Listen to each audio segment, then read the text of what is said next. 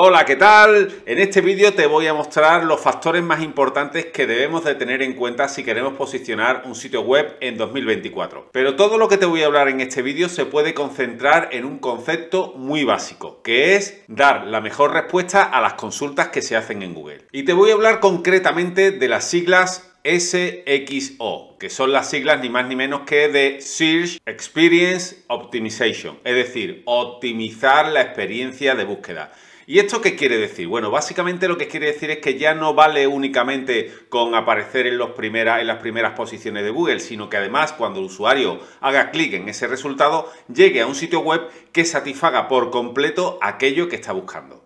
Y para eso es muy importante tener en cuenta la intención de búsqueda del usuario. Te pongo un ejemplo, si vamos a Google y ponemos pintura a la tiza, que es un tipo de pintura, vamos a pulsar en buscar, vamos a ver que hay diferentes resultados, ¿no? Tenemos por un lado el Google Shopping, tenemos por otro lado imágenes, después tenemos las preguntas, después tenemos Leroy Merlin, que es uno de los principales competidores, pero después tenemos de tiza, que es una web que se dedica a esto. Bueno, pues fijaos porque en este caso, cuando nosotros pulsamos aquí, vamos a ver que no solamente muestra el producto, ¿vale? La intención de búsqueda de alguien que ponga pintura a la tiza o pintura Chalk Paint, que es lo mismo, lo que quiere es ver pinturas para poder comprarla directamente. No es una intención de búsqueda informacional, ¿vale? Sino que es más bien transaccional. Entonces, ¿qué ocurre? Que lo primero que esa persona querrá ver es tipos de colores, los tipos de colores que venden de pinturas, ¿no? Pero no solo eso, querrá saber más información. Por ejemplo, ¿cuánta pintura necesita?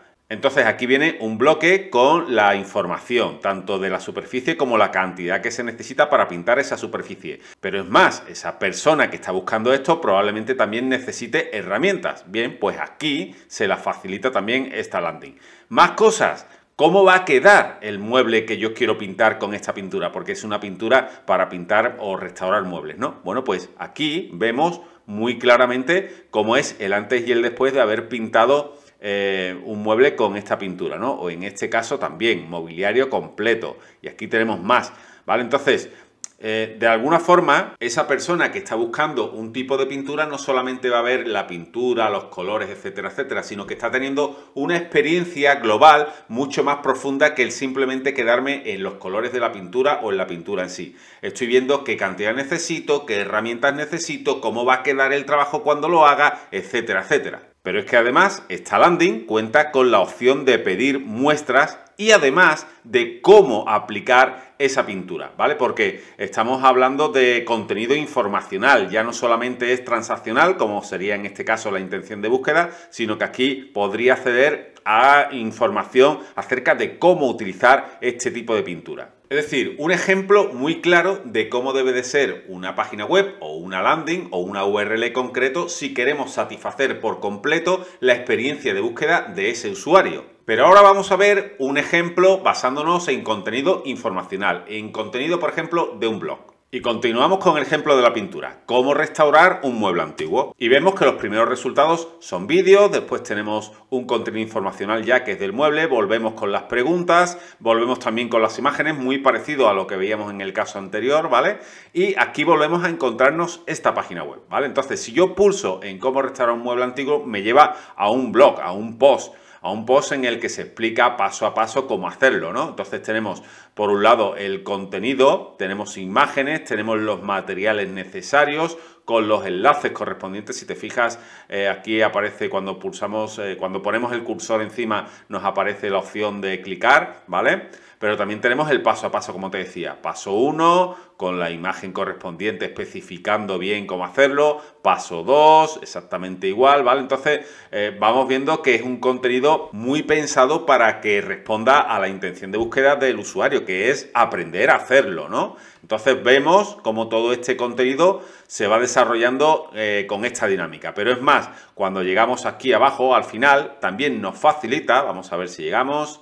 También nos facilita, como te decía, algunas opciones adicionales, ¿no? Para, por ejemplo, añadir tiradores, etcétera, etcétera. Y, por supuesto, después tenemos la opción de preguntar y de responder como es normal. Como puedes ver, son dos ejemplos que están muy bien posicionados para palabras clave concretas con mucho volumen de búsqueda y que están sobre todo diseñados y pensados para responder al máximo la experiencia de navegación o la experiencia de búsqueda de ese usuario. Por lo que siempre está bien que nos pongamos en la piel de esa persona que va a hacer la pregunta o la búsqueda en Google y pensar qué es lo que esta persona querría encontrarse. ¿Qué necesitaría ver para que esa URL que yo tengo se posicione mejor y Google la considere como un contenido de alta calidad? Esas son las preguntas que debemos de hacernos y después obviamente ver qué es lo que está haciendo el resto y detectar cuáles son aquellos puntos que ellos no están incorporando para poder incorporarlos nosotros en nuestra web. Vale, ¿es esto lo único que tenemos que tener en cuenta para posicionar una web durante 2024? Pues no, hay algunas otras cosas más. Por ejemplo,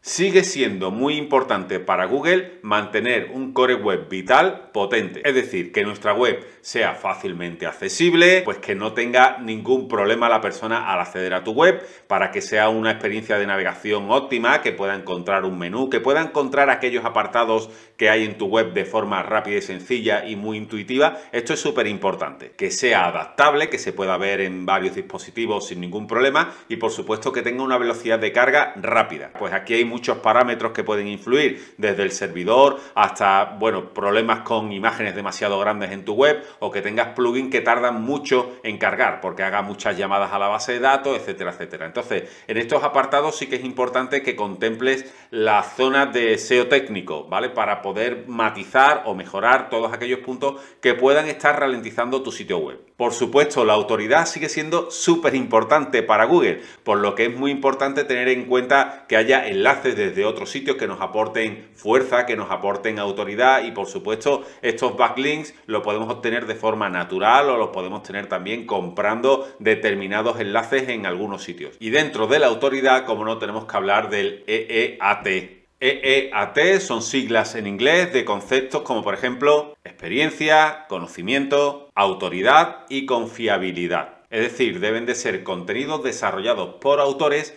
que puedas demostrar su reputación, que son páginas web cuyo contenido están relacionados con la salud, con la finanza, con la seguridad, etcétera, etcétera. Es decir, todos aquellos sectores que tengan que ver con la vida o con el dinero. Y el SEO on page obviamente va a seguir teniendo su peso, va a tener que seguir siendo una estructura bien creada con los metatítulos, las descripciones y sobre todo pensando siempre, como te decía antes, en que ese contenido sea el que el usuario va buscando en realidad. Esto quiere decir que no solamente estamos hablando de texto, sino que estamos hablando de elementos gráficos que ayuden a fortalecer ese contenido de texto. Por ejemplo, si necesitas fotografías como la que te he mostrado en el ejemplo anterior del post, fotografías que refuercen lo que se está hablando, es ideal. Esas fotografías, esas imágenes obviamente deben de tener un peso adecuado para que cargue rápido la web, deben de tener los contenidos, los textos alternativos también para que Google identifique esa imagen de qué va. Si es un contenido que necesita de gráficos, de esquemas, todo lo que sea para facilitar la comprensión de ese contenido sería genial.